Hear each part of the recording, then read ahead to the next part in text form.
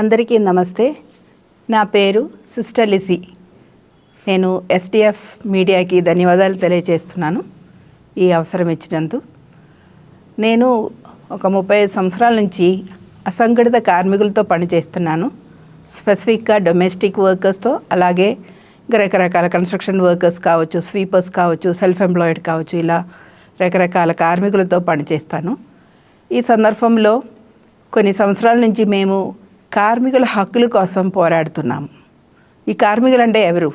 కొందరికి అన్ని సౌకర్యాలు ఉన్నాయి.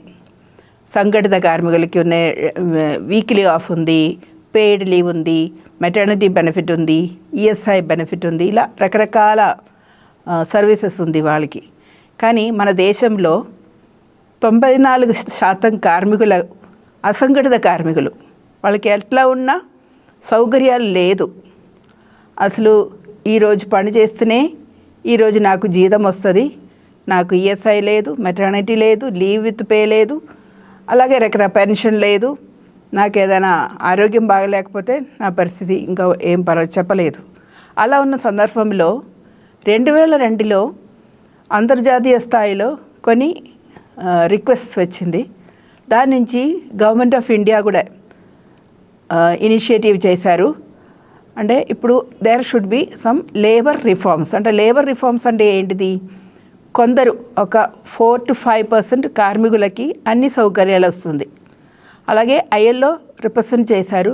ప్రతి ఒక్క కార్మికులకు కూడా అందరికీ సామాజిక సురక్షిత కావాలని.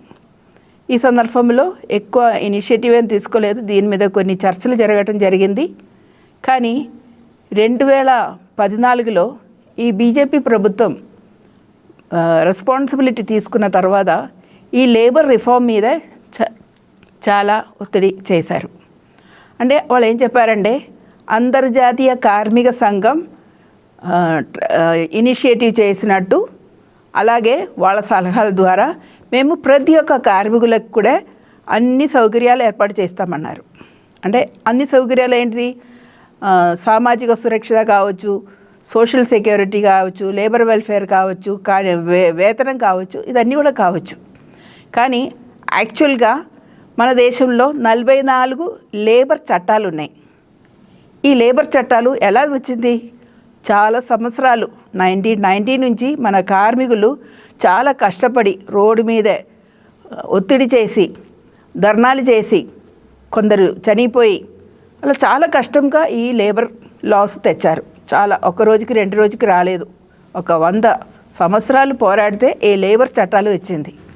ఈ లేబర్ చట్టాలంటే దాంట్లో కొందరు, అంటే ఎవరు సంఘటితంగా కాను, టీచర్స్ కావచ్చు, డాక్టర్స్ కావచ్చు, ఫ్యాక్టరీలో పనిచేస్తున్న వాళ్ళు కావచ్చు, వాళ్ళందరూ కూడా సంఘం ఏర్పాటు చేసుకొని వాళ్ళ హక్కుల కోసం పోరాడి వాళ్ళు తెచ్చుకున్నారు. వాళ్ళకి వీక్లీ ఆఫ్ ఉంది, అన్ని సౌకర్యాలు ఉన్నాయి. మెటర్నిటీ కావచ్చు, లీవ్ విత్ పే కావచ్చు, ఈఎస్ఐ కావచ్చు, పని లేకున్న టైంలో జీతం కావచ్చు, అలాగే పెన్షన్ కావచ్చు, ఇదన్నీ కూడా ఉంది. కానీ మిగిలిన 94% కార్మికులకి అసలు ఏం లేదు. ఈ కార్మికులకి కోసం మేము జాతీయ స్థాయిలో, అంతర్జాతీయ స్థాయిలో 2004 నుంచి చాలా పోరాటం జరిగింది. అంటే అప్పుడు అసంఘటిత కార్మికుల చట్టం అని 2008లో ఒక చట్టం కూడా రావటం జరిగింది. దాంట్లో 10 బెనిఫిట్స్ ఇచ్చారు. కానీ దాన్ని కూడా అసలు అమలు చేయలేదు. కానీ ఈ బీజేపీ ప్రభుత్వం వచ్చిన తర్వాత ఈ లేబర్ కోడ్ తయారు చేయటం, అంటే 44లో 29 చట్టాలు అమల్గమేటెడ్, అంటే దాన్ని కలిపి ఒక 4 లేబర్ కోడ్ తీసుకురావటం జరిగింది. మొదటి కోడ్ ఆన్ వేజ్, అంటే కనీస వేతనం గురించి ఒక వేజ్, దానికోసం 4 చట్టాలు ఉండేది. ఆ 4 చట్టాలని కలిపి ఒక లేబర్ కోడ్ తీసుకొచ్చారు. అంటే వాళ్ళు చెప్పేది ఏంటిది? అందరికీ సరి అయిన జీతం వస్తుంది, 18,000 నుంచి 24,000 వరకు జీతం పెరుగుతుంది, ఇదన్నీ చెప్పారు. అలాగే రెండో కోడు సామాజిక సురక్షిత, కోడ్ ఆన్ సోషల్ సెక్యూరిటీ. దీంట్లో 13 లేబర్ లాస్ కలిపి ఒక కోడ్ చేయటం జరిగింది. అలాగే కోడ్ ఆన్ ఇండస్ట్రియల్ రిలేషన్స్, ఇది వేరే 3 చట్టాలు కలిపి దాన్ని చేశారు. అలాగే 9 లాస్ని అంటే ఒక్యుపేషనల్ సేఫ్టీ అండ్ హెల్త్ గురించి ఒక కోడ్ వచ్చింది. ఆ కోడ్లో ఈ చట్టాలన్నీ కూడా అమల్గమేటెడ్ అంటే 29 చట్టాలని ఒకటే చేసి 4 లేబర్ కోడ్ తీసుకొచ్చారు. అంటే వాళ్ళ సలహాల ద్వారా 4 లేకపోతే 5 కోడ్ తీసుకురావచ్చన్నారు. కానీ అసంఘటిత కార్మికులు ఇది ఎవరికి వాళ్ళు చెప్పేటప్పుడు అందరికన్నారు, అందరికీ సరి అయిన జీతం వస్తుంది, సరి అయిన సామాజిక సురక్షిత వస్తుంది, అదన్నీ అన్నారు. కానీ ఎప్పుడు వాళ్ళు ఈ కార్మికులు ఎవరు, ఎంప్లాయర్ ఎవరు, వర్క్ ప్లేస్ ఎవరు, ఏది ఇదన్నీ రిఫార్మ్ చేసేటప్పుడు ఆ డెఫినేషన్లో ఇదన్నీ సరిగా రాలేదు. అంటే వాళ్ళ పేరు పెట్టారు. పాతకాలంలో అసంఘటిత కార్మికుల్ని వాళ్ళకి కనీస వేతనం కావాలంటే వాళ్ళని షెడ్యూల్లో తీసుకువచ్చేది. అంటే ఒక షెడ్యూల్ ప్రకారం వాళ్ళని గుర్తించి సిస్టంలో తీసుకువచ్చి వాళ్ళకి కనీస వేతనం ఇచ్చి ఇదని చేసేది. మేము అలాగే గృహ కార్మికుల కోసం పోరాడి 2006లో మాకు కనీస వేతనం వచ్చింది, కనీస వేతన చట్టం. అంటే ఆ కనీస వేతన చట్ట ప్రకారం యాక్చువల్లీ వారానికి ఒక రోజు సెలవు ఉంది, కనీస వేతనం ఇవ్వాలి, ఇంకా ఆ వేజ్ని ఎక్కువ చేయాలి, ఇదన్నీ కూడా ఉంది. కానీ ఈ చట్టం వచ్చేటప్పుడు ఈ లేబర్ కోడ్ అంటే చట్టం అనేది హక్కు, కోడ్ అనేది ఒక గైడ్ లైన్, అది అసలు చట్టంగా కాలేదు. అంటే ఈ లేబర్ కోడ్లో వాళ్ళు ఏం చేశారంటే లేబర్ కోడ్ తీసుకువచ్చేటప్పుడు ఉన్న చట్టాన్ని తీసేసి దాని ప్లేస్లో లేబర్ కోడ్ పెట్టి ఆ కోడ్ని అంటే దానికి కొన్ని గైడ్లైన్స్ ఇస్తారు. ఇప్పుడు ప్రస్తుతానికి కార్మికులకి ఏదైనా రాకపోతే వాళ్ళు కోర్టుకు వెళ్ళొచ్చు, లేబర్ కోర్టుకు వెళ్ళొచ్చు. ఇప్పుడు వాళ్ళు ఒక కౌన్సిల్ ఏర్పాటు చేశారు. అంటే వెబ్ బేస్డ్ సూపర్విజన్, అంటే ఇన్స్పెక్టర్ రాజు వద్దన్నారు. ఇన్స్పెక్టర్ అంటే ఏంటిది, ఎక్కడ ఇన్స్పెక్షన్ జరుగుతుంది మన దేశంలో? అసలు ఫ్యాక్టరీలో కూడా ఇన్స్పెక్షన్ జరగాలంటే ఎవరైనా వస్తుందంటే వాళ్ళు తంత్రతంత్రంగా అన్నీ మార్చుకుంటుంది. కానీ ఇప్పుడు వెబ్ బేస్డ్ ఇన్స్పెక్షన్ అంటున్నారు. అలాగే ఆ ఇన్స్పెక్టరు ఫెసిలిటేటరు, అంటే ఆ ఫెసిలిటేటర్ ఏం చేశారు అసలు ఇంకా ఇక్కడ దీంట్లో వాళ్ళు ఏం ప్లాన్ చేస్తున్నారంటే అసలు గవర్నమెంట్ అనేది తగ్గిపోవాలి, గవర్నమెంట్ రోల్ తగ్గిపోవాలి, ఫెసిలిటేషన్ ఎక్కువ కావాలి. అంటే కార్మికులకి ప్రభుత్వానికి అంటే ఐఎల్ఓ ప్రకారం ఒక ట్రైపార్టైట్ బోర్డు ఉంది. ఒకటి ప్రభుత్వం, కార్మికులు, ఎంప్లాయరు. అంటే ఈ వర్కర్కు ఎంప్లాయర్ మధ్యలో గొడవలు వచ్చేటప్పుడు ప్రభుత్వం నిలబడి దాన్ని రెక్టిఫై చేసేది, వాళ్ళ కోసం నెగోసియేషన్ పెట్టేది, దానికోసం ట్రేడ్ యూనియన్స్ ఉండేది. కానీ ఈ లేబర్ కోడ్లో అసలు లేబర్ యూనియన్ రికగ్నైజేషన్ లేదు, లేబర్తో పనిచేసిన వాళ్ళకి లేదు, ఏది కూడా లేకుండా వాళ్ళు చేశారు. అంటే అది ఒక పెద్ద దోపిడీ. అంటే కార్మికులు సంఘంగా ఏర్పాటు చేసి వాళ్ళ కోసం పోరాడేది ఉంది. కానీ ఈ లేబర్ కోడ్లో అసలు ప్రొటెస్ట్ చేయడానికే రైట్స్ లేదు.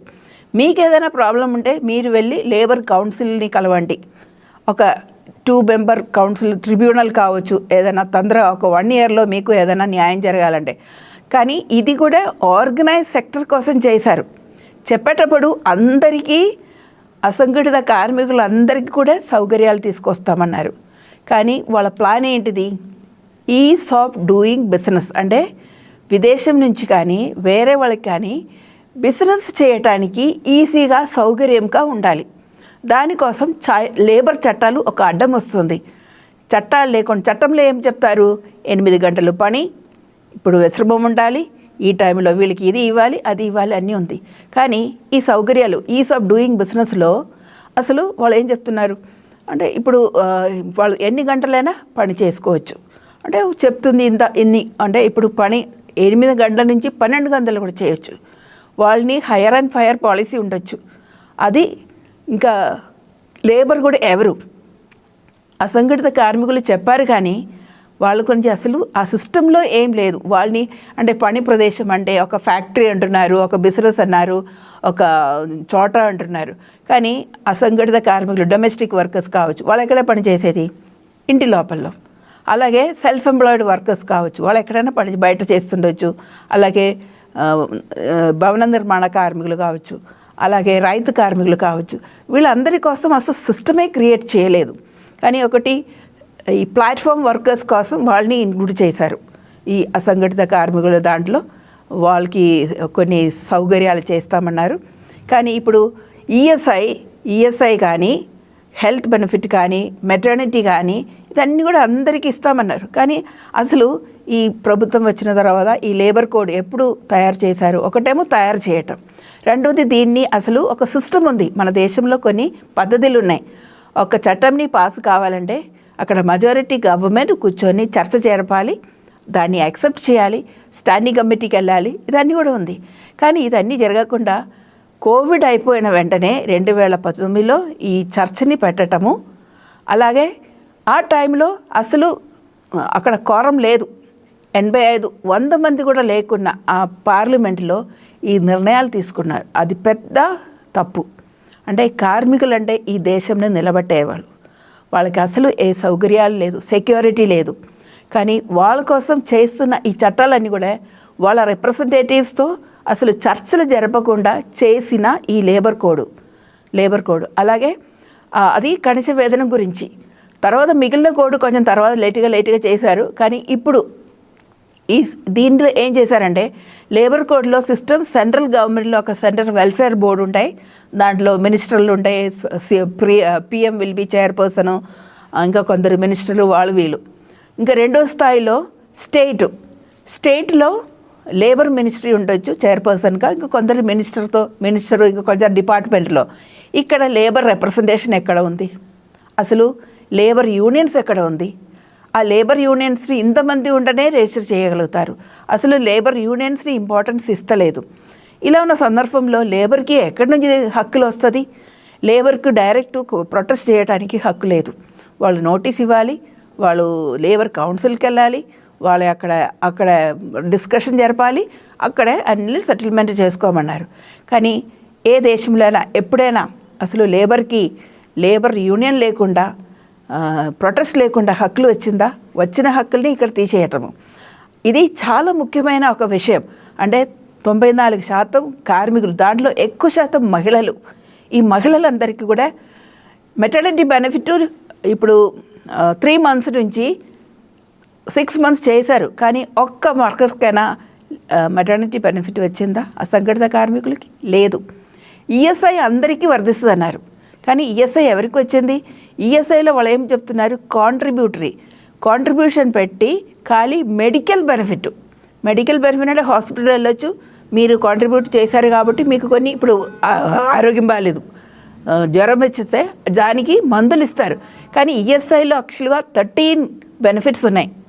దాంట్లో యాక్సిడెంటల్ బెనిఫిట్ కావచ్చు, పని లేకున్నప్పుడు కావచ్చు, అసిస్టెంట్ కావచ్చు, రిటైర్మెంట్ బెనిఫిట్ కావచ్చు, ఇంకా హౌసింగ్ గురించి కావచ్చు, ఇదన్నీ కూడా ఉంది. కానీ అదన్నీ వర్ధించకుండా ఉట్టి హెల్త్ బెనిఫిట్, అంటే హెల్త్ కూడా కాదు, మెడికల్ బెనిఫిట్ ఇస్తామని చెప్తుంది. అది న్యాయమేనా?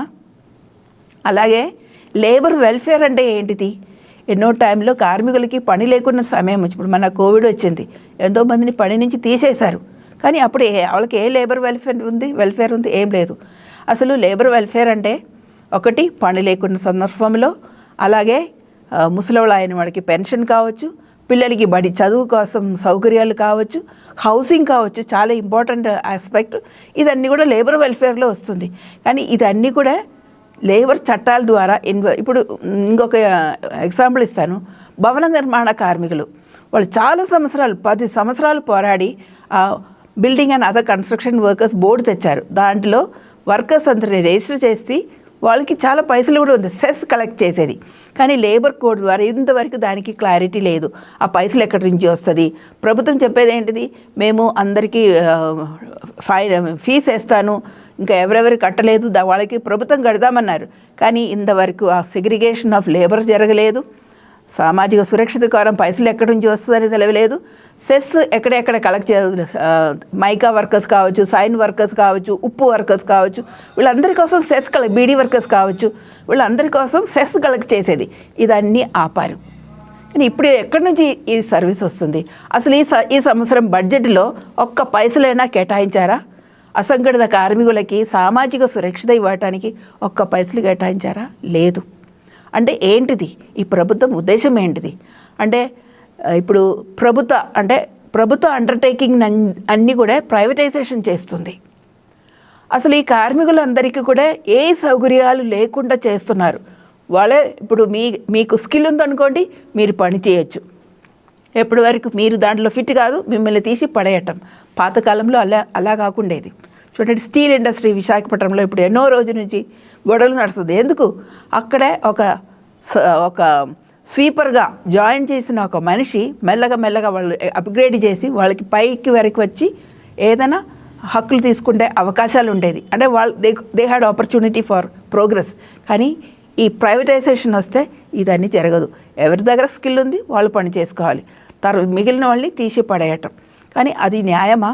కార్మికులు ఇన్ని సంవత్సరాలు దేశాని కోసం పోరాడి కష్టాలు చేసి కాంట్రిబ్యూట్ చేసేటప్పుడు వాళ్ళకి లాభాలు ఎక్కడి నుంచి వస్తుంది? అంటే ఒక ట్రైపార్టైట్ సిస్టమ్ ఉన్నప్పుడు అక్కడ నెగోసియేషన్ నడుస్తుంది. యూనియన్ లేకుండా నెగోసియేషన్ ఎక్కడ జరుగుతుంది? అంటే లేబర్ కోడ్ అంటే ఇదన్నీ కూడా తీసి పడేయటం. అంటే ఉన్న సిస్టమ్ని తీసి పడేసి ఈ సిస్టమ్స్ తీసుకువచ్చి ఈజ్ ఆఫ్ డూయింగ్ బిజినెస్కి సౌకర్యంగా ఉండటం. ఎన్ని గంటలైనా పని చేయించచ్చు, సెలవులు లేదు. ఇప్పుడు కనీస వేతన చట్టం అంటే దాంట్లో వారానికి ఒక రోజు సెలవు ఇచ్చేది. కానీ ఇప్పుడు వీళ్ళని చెప్తున్నారు ఎవ్రీ 20 వర్కింగ్ డేస్కి ఒక్క లీవ్ అంటున్నారు. అంటే మనిషి అని యంత్రమేనా? మీకు కూడా తెలుసు, ఒక మనిషి వారానికి ఒక రోజు అందరికీ కూడా సెలవు ఉంటుంది. ఇప్పుడు ప్రజెంట్ సిస్టంలో అసంఘటిత కార్మికులకి అది లేదు. మేమనుకుంటేది గవర్నమెంట్తో పోరాడేది అంటే ఉన్న చట్టాన్ని అమలుపరిచి ఇంకా దాన్ని రివ్యూ చేసి ఏమేం కష్టాలు అంటే ఈ అసంఘటిత కార్మికుల్ని ఆ చట్టం లోపల తీసుకువచ్చి వాళ్ళని పెట్టడానికి ఉన్న ఆ సిస్టమ్ని తీసి రివైజ్ చేయమన్నారు. కానీ ఇప్పుడు ఉన్న చట్టాన్ని మొత్తం తీసివేశారు. అది లేబర్ కోడ్లో జరిగిన చాలా నష్టం. కానీ దానికి రూల్స్, ఫ్రేమింగ్ ఆఫ్ రూల్స్ కూడా ప్రతి ఒక్క రాష్ట్రంలో జరుగుతుంది. కనీస వేతన ఆ మినిమం వేజ్ కూడా అయితే ఇప్పుడు అమలుపరుస్తుంది. మిగిలినది ఇంకా అమలుపరచలేదు. దానికోసం ప్రభుత్వం ఇప్పుడు సిద్ధంగా ఉంటుంది అది స్టార్ట్ చేయడానికి. కానీ ఈ లేబర్ కోడ్ తీసుకొస్తే మన దేశంలో ఉన్న 94 అసంఘటిత కార్మికుల వాళ్ళకి ఏం హక్కు రావటం లేదు. వాళ్ళకి ఇస్తామని పేర్లు చెప్పి అంటే వాళ్ళు చదివేటప్పుడు అన్నీ మంచి చాలా బాగానే ఉంది. వాళ్ళకి అది ఇస్తాము, ఇది ఇస్తాము, ఇదన్నీ చెప్తున్నారు. కానీ అసలుగా వాళ్ళకి పనిలో భద్రత లేదు, అసలు వాళ్ళకి సామాజిక సురక్షత లేదు, లేబర్ వెల్ఫేర్ లేదు, ఎన్ని గంటలు పని చేయాలి అది లేదు. ఒక ప్రాబ్లం వస్తే వెళ్ళటానికి ఒక చోట లేకుండా చేస్తున్నారు. ఇప్పుడు చూడండి, అసలు లేబర్ డిపార్ట్మెంటు, లేబర్ కమిషనరేటు ఇదన్నీ కూడా సరిగా పని చేస్తలేదు. చాలా తక్కువ పని చేస్తుంది. చాలా తక్కువ మందిని అక్కడే కేటాయించారు. పాతకాలంలో లేబర్ కమిషనర్ కొందరు ఒక సిస్టమ్ ఉండేది. ఏదైనా ప్రాబ్లం ఉంటే కంప్లైంట్ చేస్తే వాళ్ళకి ఇన్స్పెక్షన్కి వెళ్ళొచ్చు, వాళ్ళు వెళ్ళి అక్కడ చూడవచ్చు, చర్యలు తీసుకోవచ్చు, లేబర్ కోర్టుకు వెళ్ళొచ్చు, ఇదన్నీ కూడా ఉండేది. కానీ ఇంకా అది జరిగేది కాదు. సో అందువల్లనే మేము అనుకుంటేది అసలు లేబర్ కోడ్ మాకు వద్దు. అసలు ఇప్పుడు ప్రభుత్వం చెప్తుండే అది ఆర్గనైజ్ సెక్టర్ కోసం మీరు పెట్టండి, కానీ అసంఘటిత కార్మికుల కోసం ఒక 5th కోడ్ తీసుకురావాలి. దాంట్లో ఆ సంఘటిత కార్మికులకి ఎలా ఉన్న సౌకర్యాలు ఉన్నాయి అదన్నీ కూడా అసంఘటిత కార్మికులకి తీసుకురావాలని మేము డిమాండ్ చేస్తున్నాము. అది మా కోరిక. అంటే అసంఘటిత కార్మికులు అంటే ఎవరు? పేద ప్రజలు, మహిళలు, తక్కువ కులంలో ఉన్నవాళ్ళు, అది చదువు లేకున్న వాళ్ళు, అలాగే అంటే స్కిల్ ట్రైనింగ్ సర్టిఫికేషన్ లేకున్న వాళ్ళని ప్రొటెక్ట్ చేసేది బాధ్యత ప్రభుత్వంది. ప్రభుత్వం ఈ బాధ్యత వహించాలి. ఒకటి, ఈ లేబర్ కోడ్ తీసేయాలి, ఉన్న చట్టాలని అమలుపరిచి ఉన్న ఈ అసంఘటిత కార్మికుల్ని దానిలో తీసుకువచ్చి వాళ్ళకి కూడా ఆ సౌకర్యాలు ఇప్పియాలని, లేదా ఒక 5th కోడ్ చేసి ఆ అసంఘటిత కార్మికులందరినీ కూడా దాంట్లో తీసుకువచ్చి సంఘటిత కార్మికులకున్న సౌకర్యాలన్నీ కూడా దాంట్లో రావాలని మా డిమాండ్. Thank you.